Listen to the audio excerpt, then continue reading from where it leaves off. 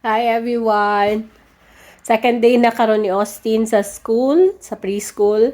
And so far so good. Gahapon sundo na ko siya, wala jud daw siya nahilak the whole time. Pag hatod man gud nako gahapon, wala jud ingon nga kana magsigig babay ana. Waan lang, ingon lang ko nga mobalik ko. And then bye. Kiss, kahuman, lakaw, diretso. Dili na muadto pa dito sa door niya, mababay na po, dili na. Diretso. So, walay hilakay. So, hopefully, karon maupod gihapon. You may be wondering kanang gihatod na ko siya maski naka-COVID, COVID positive ko karon. Kuan man good. Niadto ko dito naka-mask ko. And si Austin Banggod, kung dili na ko siya isulod karon, ipilit na ko next week kay karon half day pa manggod sila sa first 2 days. Then next week, bali 2 days lang day a week guys. Thursday and Friday lang iyahang eskwela. So next week Thursday and Friday whole day na siya. So kung dili na ko siya isulod karon, basig next week maano gay siya. Maglisod siya adjust. So karon familiar na nako siya dito sa lugar. Ang ilahang preschool naraman sulod sa eskwelahan. So, familiar na siya sa eskwelahan mismo. Pero katong area, sugod pa niya nga mag-roam around, mag-adjust pa siya ba. So, karon dapat yun ako siya isen. Maski inani niya akong sitwasyon, nakamas bitaw ko. Wala man ko ingon nga nagkalat og virus yun dito. Naka-sanitize ko. Nya, based sa rules, dire, okay raman, basta kung kailangan dyan mo gawas, dapat nakamask. Dili tanang public school diri sa New South Wales guys na ay preschool. Swerte me nga kaning school nga dool sa amoa na ay preschool. Nya kung mamutana mo kung naay bayad ang preschool. Ang pagkabalo nako sa una 2019 kay pagka 2020 dapat si Isaac isulod naman good. So 2019 naa daw. Ang ingon nila, $500 per term. So, every 3 months. Pagsulod ni Isaac katong 2020 ba to? Pagsulod ni Isaac, wala na because gihatagan og subsidy ang preschool sa government. And then, karong 2024 na sila Start Strong program na sila gihatag na subsidy na $2,110 per student sa preschool.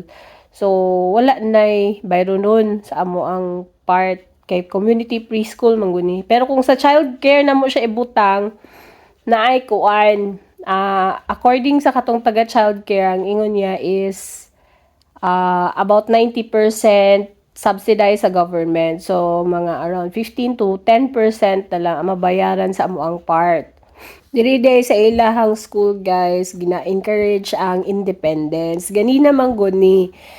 Tingala ko, pagsulod na ko sa gate, nisugat si Isaac. Siya, mami, ko, oh, where are you going? Siya, I was at the office asking for lunch. Ko, bakit? Why are you asking for lunch? So, he said na he lost his lunchbox. Why did you lost your lunchbox? So, I was checking his clothes kasi he was about to go to swimming class. Pero since katong iyang sanina nga double na agi hapon, so that means wala siya kasulod sa swimming class kay nawala tong isa ka set nga plastic nga cellophane nga na dito ihang lunchbox, na dito ihang extra damit, ihang towel. So karon giadto na ko ihang teacher. Then niana ang teacher na I check his bag and it's not there. So I remembered that morning kasi si Austin na siya ang hitabo magud kay Austin ganina gipakubo niya sa nina. So mo to dali-dali kog uli balay kay di ko gusto tugnaw manggod, dili ko gusto nga kuan si Austin dito. So gibiyaan ako si Isaac. Gibiyaan din niya iyang plastic bag dito sa bench. So ang iya lang dala ang iyang backpack. So ganina nakita na mo sa bench ang plastic bag, so nakakaon na siya lunch. Pero wa jud siya kasulod sa swimming class. Pero diri guys, dili sila musugot nga magsigig check ang parents sa classroom. Nato kay isa si Abby Manggod May hapit mi sa room lunchtime. Yan na tong teacher, you're not supposed to be here. How can the children learn independence if the parents are here? So nag-ingon lang pod ko kay that time man good ang playgroup ni Austin or ni Isaac bato nga time mag-end at 11 o'clock. Nya ang playgroup na pod within the school. So bisitahon na mo si ate. So, mo na to, giingnan ko sa teacher, ana. So, ana po ko nga, we just came from the playgroup. We're just checking on Abigail and that's it. We're gonna go. Ato lang.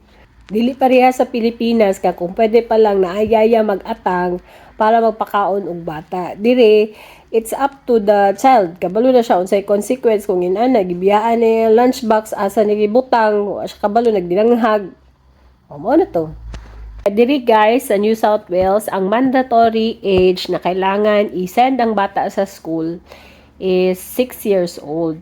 Sa ilahang tulo nga mag-igsuon lahi-lahi ni sila og case kay Abigail, bali pag abot man gud na mo gikan og Pilipinas, dito sa Pilipinas gisulod na mo siya og kanang nursery, half day lang every day. So, kuan medyo sanay na siya og kanang school setting. So, pag abot niya diri na shock me kay wala na ko na naapil sa kong research nga pag 5 years old na siya ato nga time, ano na siya, kindi na dapat siya. And ko, oh, that means she's gonna be there whole day. Siya, yeah, he should be here whole day. Oh my God. Wala na ko na-appeal sa kong research.